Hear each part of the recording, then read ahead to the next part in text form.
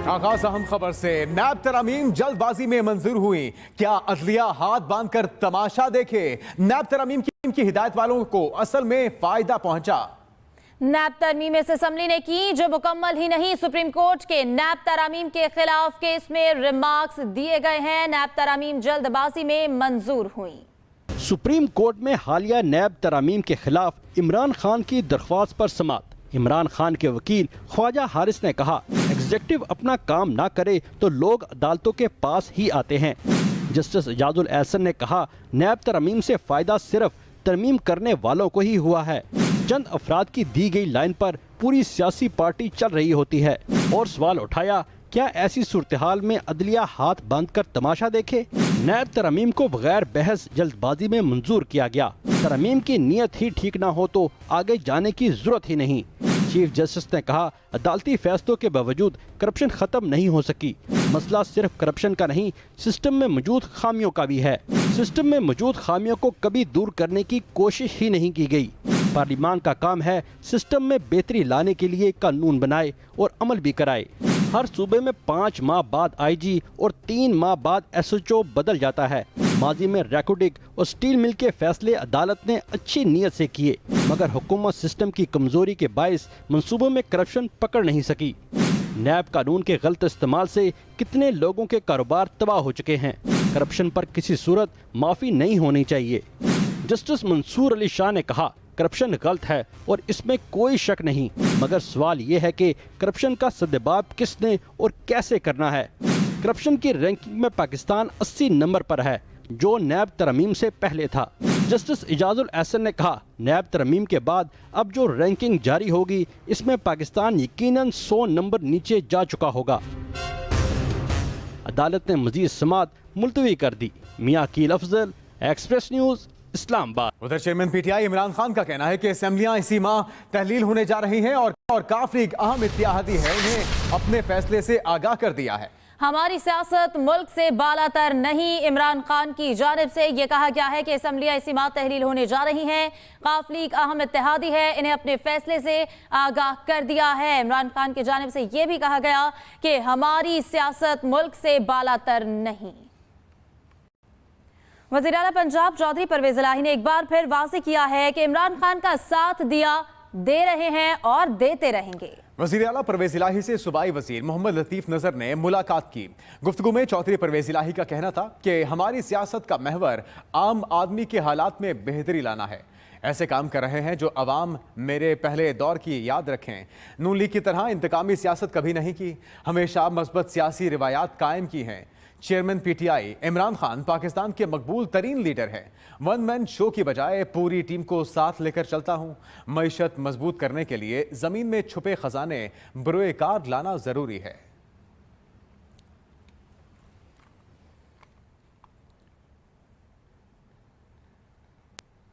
वज़ीर आज़म ने Sukkur Hyderabad motorway M6 का संगे बुनियाद रख दिया। शहबाज शरीफ ने कहा कि 307 अरब रुपए की लागत से मंसूबा 30 माह में मुकम्मल होगा। मोटरवे के मयार पर कोई समझौता नहीं होगा। वज़ीर आला सिंध के साथ मिलकर छापे मारूंगा। मोटरवेज नेटवर्क की तकमील की तरफ अहम कदम। वजीर आजम ने सक्खर हैदराबाद मोटरवे M6 का संगे बुनियाद रख दिया। वजीर आजम शहबाज शरीफ ने जहां मंसूबे को खुशाइन करार दिया, वहीं अहम प्रोजेक्ट की तफसील भी बताई। 307 अरब रुपए की इसके ऊपर खती रकम खर्च होगी और अल्लाह ताला ने चाहा तो 30 महीने में ये मंसूबा तकमील होगा। वजीर आजम शहबाज शरीफ कहते हैं, मोटरवे के मयार पर कोई समझौता नहीं होगा। मैं अपनी आदत से मजबूर हूँ कि मैं अचानक पहुँच जाता हूँ और क्वालिटी देखता हूँ। वो होगा, शाह साहब को लूँगा साथ और जाके ये क्वालिटी चेक करेंगे ताकि उसमें कोई कमी नहीं आनी चाहिए। अगर क्वालिटी अच्छी होगी तो शाबाश देंगे। क्वालिटी अगर ख़राब हुई तो वहीं पर थानेदार को बुलाकर वहीं बिठा देंगे। वजीर आजम ने मोटरवेज मंसूबे को नवाज शरीफ का वियन करार दिया। बानिए मोटरवेज मियां मोहम्मद नवाज शरीफ, ये उन्हीं की कौमी बसीरत थी, सोच थी, जिसने आज पेशावर से लेके सक्कर तक पूरे पाकिस्तान को एक लड़ी में परो दिया है। वजीर आजम शहबाज शरीफ ने कहा, सैलाब मुतासरीन की मुश्किलात से आगाह हैं, इन्हें तन्हा नहीं छोड़ेंगे। उधर वजीर दाखिला राना सनाउल्लाह कहते हैं कि दहशतगर्दी के हर वाक़े के पीछे भारत का हाथ नजर आता है। कुलभूषण यादव एक मुंह बोलता सबूत है। भारत ने कश्मीर में इस सदी का बदतरीन जुल्म किया। भारत के दहशतगर्दी के मकरू चेहरे को बेनकाब करेंगे। Welcome back. वज़ीर आला सिंध मुराद अली शाह का कहना है कि मोटरवे का मंसूबा बहुत देर से ज़ेरे इल्तवा था। मंसूबे पर दोनों तरफ से काम शुरू होगा और तेजी से मुकम्मल किया जाएगा। पिछले 4 साल 3.5 साल कुछ नहीं हुआ इस पे, और आज आप इस हिस्टोरिक मंसूबे की संगे बुनियाद ना सिर्फ यहाँ रख रहे हैं वज़ीर आज़म साहब, बट इसके दूसरे सिरे पे जा रहे हैं। आज आप हवाई जहाज से ये सफ़र तय करेंगे इंशाअल्लाह ताला सक्खर से लेकर हैदराबाद तक, और इसका 2 जगह इफ्तिताह हो रहा है। तो यही उम्मीद हम करेंगे सिंध के लोग कि दोनों तरफ से इस पे काम शुरू होगा और आधे टाइम पे ये काम ख़त्म होगा जो नॉर्मली होता है। इसलिए मैं कह रहा हूँ कि वैसे ही बहुत देर हो गई है इसको। तोशाखाना रेफरेंस में इलेक्शन कमीशन से नाअहली के खिलाफ इमरान खान की दरखास्त पर समाअत हुई। Chief justice Islamabad high court Aamir Farooq ने कहा कि 2 से 3 हफ्तों में सबको सुनकर दरखास्त पर फैसला करेंगे। दौरान समाअत इलेक्शन कमीशन ने अदालत को बताया कि तोशाखाना रेफरेंस में नाअहली के बाद इमरान खान को पार्टी सदारत से हटाने की कार्रवाई शुरू की। बैरिस्टर अली जफर ने दलाइल देते हुए ये कहा कि सुप्रीम कोर्ट के कई फैसलों के मुताबिक election commission court of law नहीं है, लिहाजा इलेक्शन कमीशन को किसी रुकने असेंबली को नाअहल करने का इख्तियार भी नहीं है। समाअत 20 दिसंबर तक मुलतवी कर दी गई। और अब खबर शामिल करें खेल के मैदान से। कतर में जारी फुटबॉल वर्ल्ड कप में क्रोएशिया और अर्जेंटाइन के दरमियान पहला सेमीफाइनल आज खेला जा रहा है। इस वक्त वहां क्या माहौल है, जानेंगे अपने नुमाइंदा खुसूसी मोहम्मद यूसुफ अंजुम से। जी यूसुफ, बताइएगा। जिस वक्त मैं दोहा के लुसेल स्टेडियम के बाहर मौजूद हूँ, जहाँ पर अर्जेंटीना और क्रोएशिया के दरमियान फुटबॉल वर्ल्ड कप का पहला सेमीफाइनल पाकिस्तानी वक्त के मुताबिक 12 बजे शुरू होगा। क्रोएशिया ने ब्राज़ील को क्वार्टर फाइनल में शिकस्त देकर सेमीफाइनल में जगह हासिल की है, जबकि अर्जेंटीना की टीम ने नीदरलैंड को हराकर सेमीफाइनल मरने में कामयाबी पाई है। दोनों टीमों के दरमियान एक बड़े कांटेदार मुकाबले की तवक्को की जा रही है। दोनों टीमों के सपोर्टर बड़ी तादाद में इस लुसेल स्टेडियम पहुँच चुके हैं, जहाँ की जो मजमूई तौर पर जो कैपेसिटी है वो 86,000 है। और आज स्टेडियम के जो तमाम टिकट्स हैं वो भी सोल्ड आउट हो चुके हैं और लोग अपने अपने स्टार खिलाड़ियों को सपोर्ट करने के लिए यहाँ पर दौड़े चले आ रहे हैं। क्रोएशिया की टीम ने आखिरी बार 2018 के फाइनल में जगह हासिल की थी, जहां उसे फ्रांस के हाथों नाकामी का सामना करना पड़ा था, जबकि 2014 में अर्जेंटीना ने आखिरी बार फाइनल में जगह पाई थी, जिसमें उसे जर्मनी ने हराया था। आज अर्जेंटीना की तवक्कुआत का मरकज़ एक बार फिर लियोनेल मेसी होंगे। जी, बहुत शुक्रिया आपका Yusuf Anjum. FIFA world cup में 4 टीमों को फाइनल जीतकर ट्रॉफी के साथ 4 करोड़ 20 लाख डॉलर्स का भारी इनाम भी दिखाई देने लगा है। आज अर्जेंटाइन का मुकाबला क्रोएशिया से होगा, जबकि बुध को दूसरे सेमीफाइनल में दिफाई चैंपियन फ्रांस और मराकश आमने सामने होंगे। सऊदी अरब में शेड्यूल 4 मुल्की वुमेन्स फुटबॉल टूर्नामेंट के लिए पाकिस्तानी टीम की मशकों का सिलसिला लाहौर में जारी है। इवेंट में 11 से 19 जनवरी तक मुकाबले होंगे, जिससे मुतल्लिक मजीद जानते हैं अब्बास रजा से। सऊदी अरब में शेड्यूल 4 मुल्की विमेंस फुटबॉल टूर्नामेंट के लिए पाकिस्तान टीम का तरबियती कैंप जारी। दीगर 3 टीमों में मेजबान सऊदी अरब, मॉरिशस और कोमोरोस शामिल हैं। तरबीती कैंप में खवातीन फुटबॉलर्स की महारत और फिटनेस बेहतर बनाने के लिए मुख्तलिफ ड्रिल्स कराई जा रही हैं।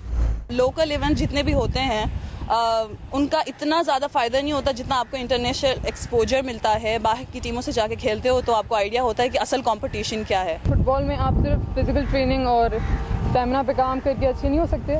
आपको फुटबॉल में एक्सपीरियंस के लिए बहुत ज़्यादा ज़रूरत होती है। हमारी तैयारी भी बहुत अच्छी है, ट्रेनिंग कैंप में हर चीज़ परफेक्ट चल रहा है। कैंप में शरीक 34 फुटबॉलर्स में से हातमी स्क्वाड का इंतखाब किया जाएगा।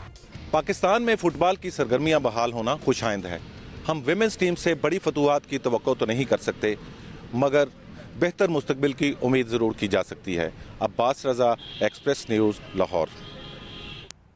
बढ़ते हैं दीगर खबरों की जानिब। इंसदाद रिश्वत सताने की खुसूसी अदालत ने मोटरवे 6 मंसूबे में 2.25 अरब रुपए की करप्शन के केस में गिरफ्तार मजीद 2 मुल्जिमान को भी जुडिशल रिमांड पर जेल भेज दिया। एंटी करप्शन टीम ने केस में नामजद गिरफ्तार मरकजी मुल्जिम साबिक assistant commissioner new Saidabad Mansoor Abbasi और बैंक मैनेजर ताबिश शाह को अदालत में पेश किया।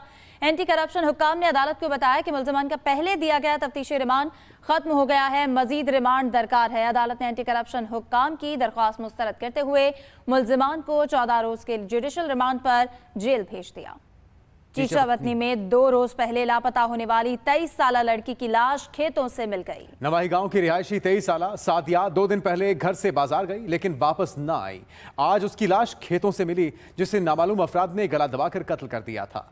इतला मिलने पर डीएसपी चीचावतनी और एसएचओ सफदर नफरी के हमरा मौके पर पहुंचे और लाश को पोस्टमार्टम के लिए अस्पताल मुंतकिल कर दिया गया।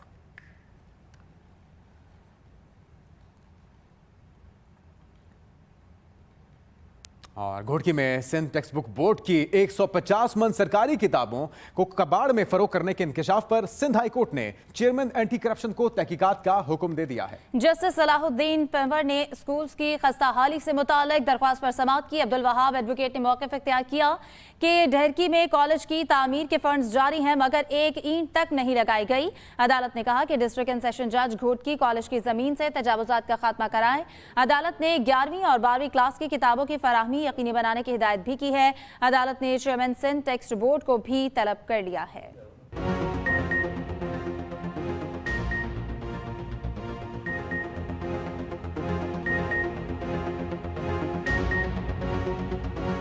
और अब जान लेते हैं बदलती रुतों का अहवाल। मुल्क भर में सर्दी की लहर तो जारी है जबकि बालाई इलाकों में बर्फबारी से पहाड़ सफेद हो गए हैं।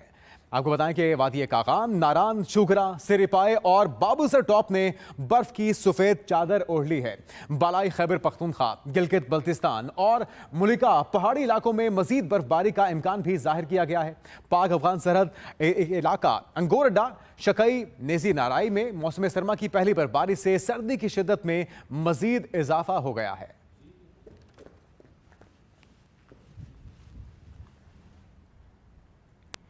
जनूबी वज़ीरिस्तान में मौसम सरमा की पहली बर्फबारी शुरू हो गई है। पहाड़ों ने बर्फ की सफेद चादर ओढ़ ली है। तफसीलात के मुताबिक बर्फबारी से वज़ीरिस्तान के गिरदोनवा पहाड़ी इलाकों में सर्दी की शिद्दत में इजाफा हो गया है।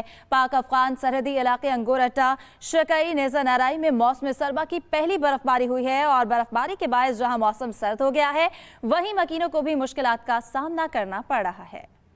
और इसके साथ साथ अब कुछ आलमी मंजरनामे से मौसम की खबर शामिल करते हुए बताएं कि बरतानिया में शदीद बर्फबारी से मवासलात का निज़ाम बुरी तरह मुतासर हुआ है। गैर मुल्की मीडिया रिपोर्ट्स के मुताबिक स्कॉटलैंड के इलाके एबरडीनशायर में दर्जा हरारत -15 तक गिर गया है जबकि वेल्स में दर्जा हरारत -8 रिकॉर्ड किया गया है। रिपोर्ट्स के मुताबिक जनूबी मशरकी और मशरकी इंग्लैंड में भी बर्फबारी ने लोगों को घरों तक महदूद कर दिया है। बर्फबारी से सड़कों पर फिसलन के सबब हादसात रिपोर्ट हुए हैं और ट्रेन सर्विस भी मुतासर हुई है। अब तक 150 परवाजें भी मनसूख हो चुकी हैं।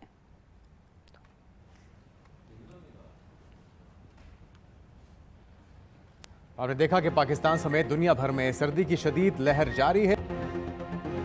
वज़ीर आला चौधरी परवेज इलाही ने सरकारी अखराजात में कमी के लिए तमाम महकमों को हिदायत की है कि किफ़ायत जारी पॉलिसी पर मिनोअन अमल दरामद को यकीनी बनाया जाए। चौधरी परवेज इलाही ने वज़ीर आला ऑफिस समेत तमाम सरकारी महकमों के नॉन डेवलपमेंट अखराजात में 50% कमी का ऐलान किया है और सरकारी महकमों के लिए नई गाड़ियां खरीदने पर पाबंदी लगा दी है। वज़ीर आला ने सूबे के वसाइल में इजाफे के लिए आउट ऑफ बॉक्स इकदाम की हिदायत करते हुए कहा कि रेवेन्यू बढ़ाने के लिए मुनफरिद अंदाज से नए इकदाम मुतारिफ कराए जाएं। महकमे सूबे के वसाइल में इजाफे के लिए दिन रात एक कर दें। आवाम को ज़्यादा से ज़्यादा बुनियादी सहूलियात दी जाएं।